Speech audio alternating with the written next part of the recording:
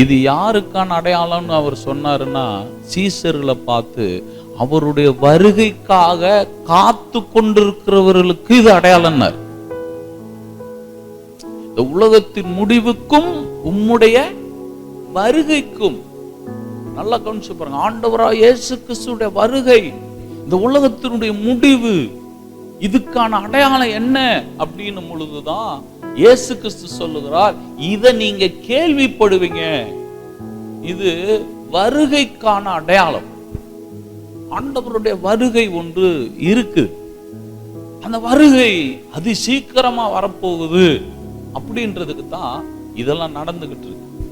இதெல்லாம் நீங்க பார்க்கும் பொழுது வேதம் ஒரு காரியத்தை நமக்கு மையப்படுத்துது. என்ன மையப்படுத்துதுன்னா, நீ வேகமா ஆயத்தமாகு. நான் ஆயத்தமாகணும். ஆயத்தமாகிறதுக்காக தான் அடையாளம். ஆமா இல்லைங்களா? பாருங்க, சில இடங்கள்ல எல்லாம் பார்த்தீங்கன்னா சிக்னல் என்ன பண்ணி வச்சிருப்பாங்கன்னா, ஒரு ஆரஞ்சு லைட் ஒன்று வச்சிருப்பாங்க, கிரீன் லைட் ஒன்று வச்சிருப்பாங்க, ரெட் லைட் ஒன்று வச்சிருப்பாங்க, 3 லைட் வச்சிருப்பாங்க. அப்படின்னா என்ன அர்த்தம்?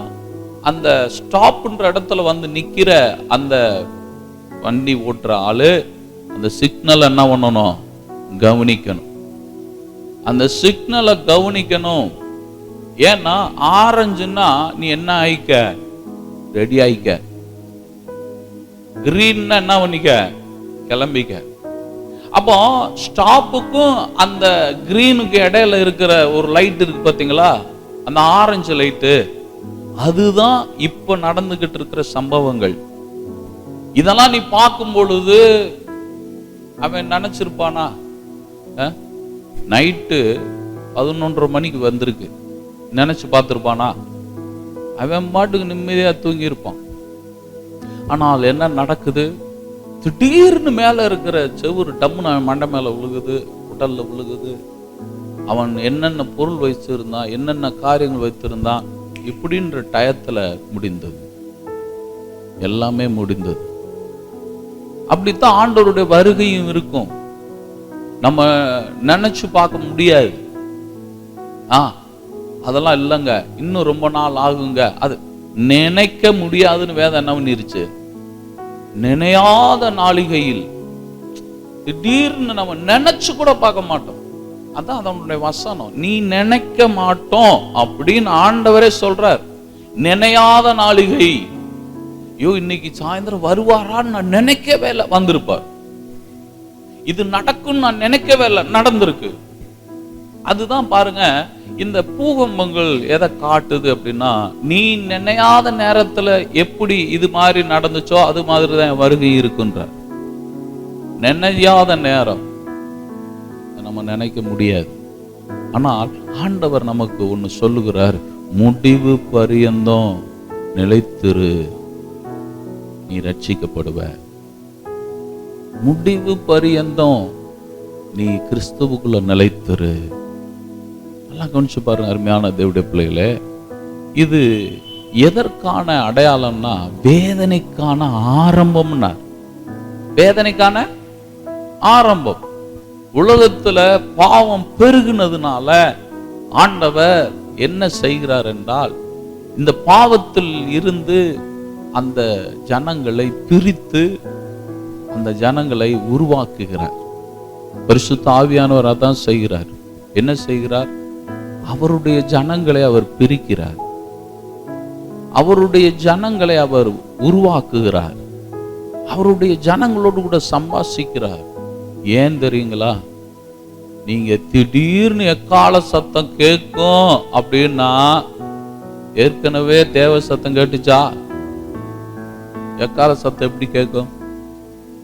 எக்கால சத்தம் தொனிக்கும் பொழுது ஒரு நொடியிலே எல்லாரும் மறுரூபம் ஆயிடுவாங்க. ஒரு செகண்ட்ல மறுரூபம். அப்படின்னா என்ன அர்த்தம்? அருமையான தேவனுடைய பிள்ளைகளே, ஒரு நொடியிலே நீங்கள் மறுரூபம் அடைய வேண்டுமானால், முதலாவது எதை கேட்க வேண்டுமானால், எக்கால சத்தத்தை கேட்க. எக்கால சத்தம் கேட்கணும்னா முதல்ல ஆவியானவருடைய சத்தம் நமக்கு என்ன பண்ணணும்? கேட்கணும். ஆவியானவருடைய சத்தம். ஆவியானவர் நமக்குள்ள இருந்து நம்மளோடு கூட பேச வேண்டும். நம்மளோடு கூட சம்பாஷிக்க வேண்டும். நம்மளோட உருவாக்குகிற வேலையை அவர் என்ன பண்ணணும்? செய்யணும். நான் என்ன காரியத்தில் உருவாயிருக்கிறேன் என்பதை நீங்கள் பட்டியல் போட வேண்டும். யாரெல்லாம் தேவனுடைய ராஜ்யத்தில் வரமாட்டார்கள்னு அவர் பட்டியல் போட்டாரா போடலையா? போட்டிருக்கிறாரு, லிஸ்ட் வச்சிருக்கிறாரு. இந்தந்த ஆட்கள்லாம் என்ன பண்ண மாட்டாங்க, வரமாட்டாங்கன்னு எல்லாருடைய பாவத்தை வாங்கின தேவன் தான் ஒரு லிஸ்டவே என்ன பண்ணாரு, சொன்னாரு. அப்படின்னு என்ன அர்த்தம்? எல்லாரையும் தேவன் ஏற்றுக்கொள்வது இல்லை. அப்போ தேவனுடைய ராஜ்யத்திற்குள்ள போகணும்னா வேதம் சொல்லுது இடுக்கமான வாசல். அதனுடைய ரூட் எப்படி இருக்குன்னு அவர் என்ன பண்றாரு, சொல்லி காட்டுகிறார். பரலோகத்துக்கு போற வாசல் எப்படிங்க இருக்கும்? அது ரொம்ப இடுக்கமா இருக்கும்ங்கன்ட்டார். இயேசு கிறிஸ்துவே வந்து அந்த பாதை விசாலமா இருக்கும், நீ ஜாலியா வரலாம்னு என்ன பண்ணல, சொல்லல. ஜாலியா போகணும்னா அது வேற பாதை. எந்த பாதை? கேட்டுக்கு போகிற பாதை தான். அது எப்படி இருக்கும்? விசாலமா இருக்கும். அதன் வழி கூடி போகிறவர்கள் எத்தனை பேர் போறாங்க? அநேகர் போய்கிட்டு இருக்கிறாங்க. அப்படின்னு என்ன அர்த்தம் தெரியுங்களா? நாம் போகிற பாதை இடுக்கமான வாசல் வழியே நுழைய பிரயாசப்படுங்கன்றார். என்ன சொல்றார்? நீங்க என்ன பண்ணணும்? அது வழி கூடி போறதுக்கு பிரயாசம் எடுங்க, முயற்சி செய்யுங்க. ஆண்டவர் பாருங்க நம்மளை பார்த்து ஏன் இந்த பாதையை தெரிந்தெடுன்றாரு. இதான் இங்க கேள்வியே. இந்த பாதையை தெரிந்தெடு. அப்ப நீங்க எந்த பாதையை தெரிந்தெடுக்கிறீங்களோ அப்பவே உங்களுக்கு ரிசல்ட் என்னாக்கப்படுது, எழுதப்படுது. எழுதப்படுது. நல்லா கவனிக்கணும். நம்முடைய வாழ்க்கையில தெரிந்து கொள்ளுதல் நம்மளே சார்ந்தது. எதை வேணாலும் நான் தெரிந்து கொள்ளலாம். ஆனா வேத புத்தகம் சொல்லுது இடுக்கமான வாசல் என்ன பண்ணிக்கோ, தெரிந்தெடுத்துக்கொள். ஆண்டவர் அந்த ஐஸ்வர்யவானை பார்த்து சொல்லும் பொழுது இந்த உலகத்தில் உன்னுடைய நன்மையை நீ என்ன பண்ணாரு, உன்னுடைய நன்மை என்ன பண்ணேன்னாருன்னா என்ன பண்ணேன்னு சொன்னாரு, அனுபவிச்சேன்னாரு. உன் நன்மையை பூமியில என்ன பண்ண, அனுபவிச்ச. அப்படியே லாசருவும் என்னத்தை அனுபவித்தான். இடுக்கமான வாசல். நீ என்னத்தை அனுபவிச்சேன்னு கேட்கிறார் ஐஸ்வர்யவானை பார்த்து. ஐஸ்வர்யவான் சம்பிராயமா வாழ்றான், மனம் போன போக்குல வாழ்றான், இஷ்டத்துக்கு வாழ்றான். அது அவனுடைய நன்மைன்றாரு. அப்ப அந்த பூமியில நரகத்துக்கு போறவன் எவ்வளவு நன்மை என்ன பண்ணிக்கிட்டு இருக்கான், அனுபவிக்கிறான். நாளெல்லாம் நன்மை என்ன பண்ணிக்கிட்டு இருக்கான், ஆண்டவர் சொல்றாரு அந்த ஐஸ்வர்யனை பார்த்து, நீ என்னத்தை அனுபவிச்சேன்னு கேட்கிறாரு. என்னத்தை அனுபவித்த? நீ நன்மையை நீ அனுபவிச்ச, நன்மை அனுபவித்த. ஆனால் பரலோகத்துக்கு போறவன் பூமியில என்னத்தை அனுபவிச்சுக்கிட்டு இருக்கான், தீமை. அவனே பாவம் பிச்சைக்காரன், அவனுக்கு தீமை செய்யறாங்கன்னா எப்படி இருப்பாங்க பாருங்க.